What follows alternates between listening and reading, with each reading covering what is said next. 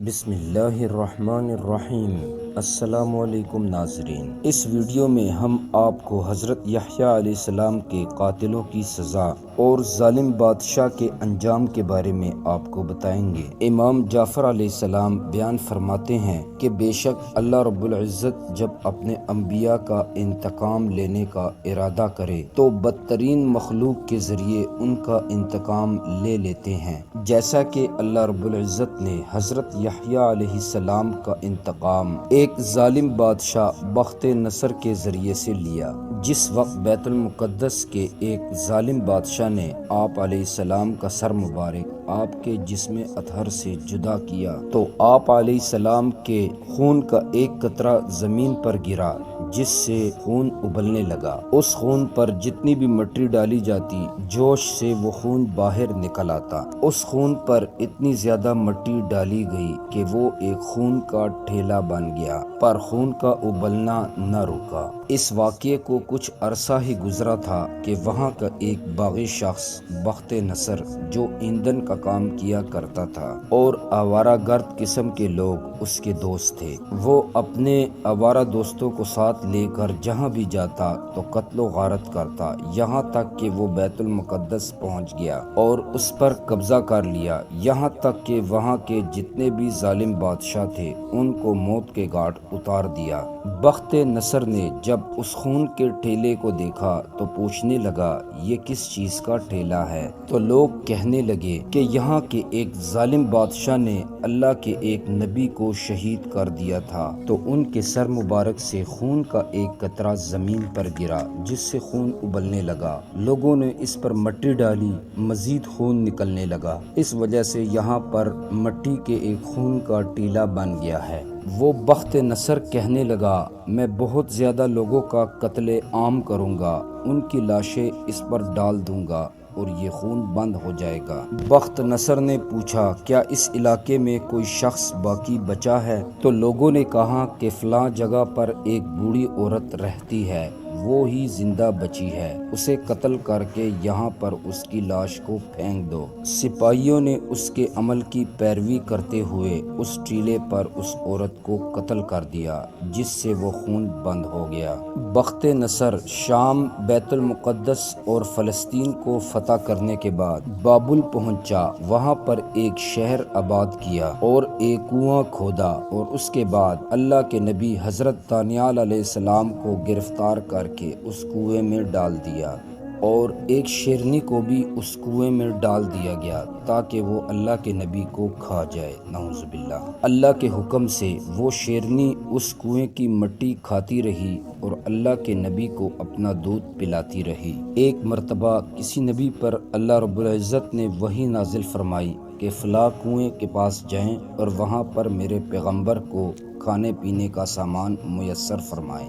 وہ نبی اس کنویں کے پاس پہنچے اور آواز دی، اے دانیال علیہ السلام، تو انہوں نے فرمایا، جی میں آپ کی آواز کو سن رہا ہوں۔ وہ پیغمبر فرمانے لگے، اے دانیال علیہ السلام، اللہ رب العزت نے آپ کے لیے سلام بھیجا ہے اور کھانے پینے کا بندوبست بھی کیا ہے۔ اس کے بعد وہ کھانے پینے کا سامان ان تک پہنچا دیا گیا۔ حضرت دانیال علیہ السلام نے اللہ رب العزت کی حمد و ثنا کے بعد اللہ کا بے حد شکر ادا کیا۔ بخت النصر نے خواب میں دیکھا کہ اس کا سر آہنی اور پاؤں تانبے کے اور سینہ سونے کا بن گیا ہے۔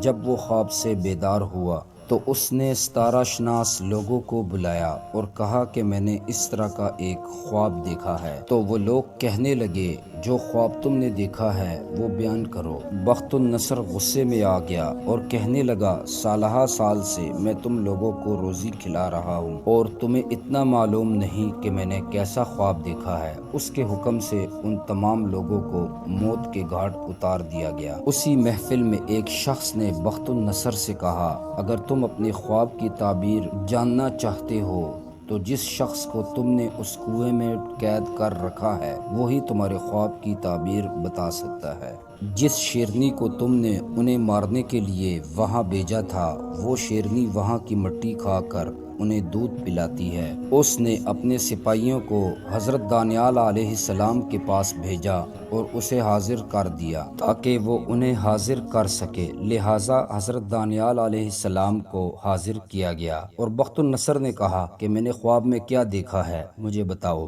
حضرت دانیال علیہ السلام فرمانے لگے کہ تو نے خواب میں دیکھا ہے کہ تیرا سر لوہے کا، پاؤں تانبے کے اور سینہ سونے کا بن گیا ہے۔ بخت النصر کہنے لگا خواب تو یہی ہے، اس کی تعبیر جاننا چاہتا ہوں۔ حضرت دانیال علیہ السلام فرمانے لگے اس کی تعبیر یہ ہے کہ ایک ایرانی غلام 3 دن بعد تجھے قتل کر دے گا۔ تو بخت النصر کہنے لگا میرے پاس 7 قلعے ہیں اور ہر دروازے پر بے شمار پہرےدار موجود ہے، اور میرے پاس ایک مرغابی بھی ہے۔ ہر نئے شخص کو دیکھ کر وہ چیختی چلاتی ہے تو سپاہی اسے گرفتار کر لیتے ہیں۔ حضرت دانیال علیہ السلام فرمانے لگے جیسے میں نے کہا ہے ویسا ہی ہوگا۔ بخت النصر نے اپنے لیے ایک مخصوص لشکر تیار کیا اور انہیں حکم دیا جو بھی اجنبی شخص نظر آئے اسے فوراً قتل کر دیا جائے، اور وہ حضرت دانیال علیہ السلام سے فرمانے لگا تم 3 دن تک یہاں ہی رہو گے، اگر میں صحیح سلامت بچا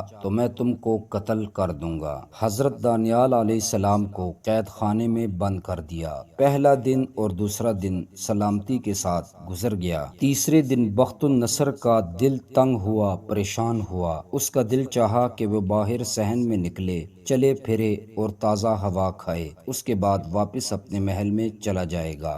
جب وہ باہر نکل آیا تو اس کی ملاقات ایک ایرانی جوان سے ہوئی جسے اس نے اپنا بیٹا بنایا ہوا تھا، لیکن اسے یہ معلوم نہیں تھا کہ وہ ایرانی ہے۔ بخت النصر نے اپنی تلوار اسے دی اور کہنے لگا محل میں کوئی بھی داخل ہو اسے قتل کر دینا، چاہے میں ہی کیوں نہ ہوں۔ تھوڑی دیر کے بعد بخت النصر جب محل میں داخل ہوا تو اس ایرانی جوان نے اس بخت النصر کو محل میں قتل کر دیا۔ جب بخت النصر اپنے خون میں لت پت پڑا ہوا تھا اور تڑپ رہا تھا تو اس سے پوچھنے لگا تم نے مجھ پر حملہ کیوں کیا؟ تو وہ کہنے لگا آپ نے خود ہی حکم دیا تھا جو بھی محل میں داخل ہو چاہے میں کیوں نہ ہوں اسے قتل کر دینا، میں نے آپ کے حکم کی تعمیل کی ہے۔ بخت النصر بہت فریادیں کرنے لگا لیکن اس کی کسی نے بھی نہ سنی اور وہ ہلاک ہو گیا۔ پیارے دوستو، اگر ویڈیو آپ کو اچھی لگی ہو تو اس کو لائک کر دیں اور چینل کو سبسکرائب کر دیں۔ اپنا بہت سارا خیال رکھیے گا۔ اللہ نے چاہا تو نیکسٹ ویڈیو میں آپ سے ضرور ملاقات ہوگی۔ اللہ حافظ۔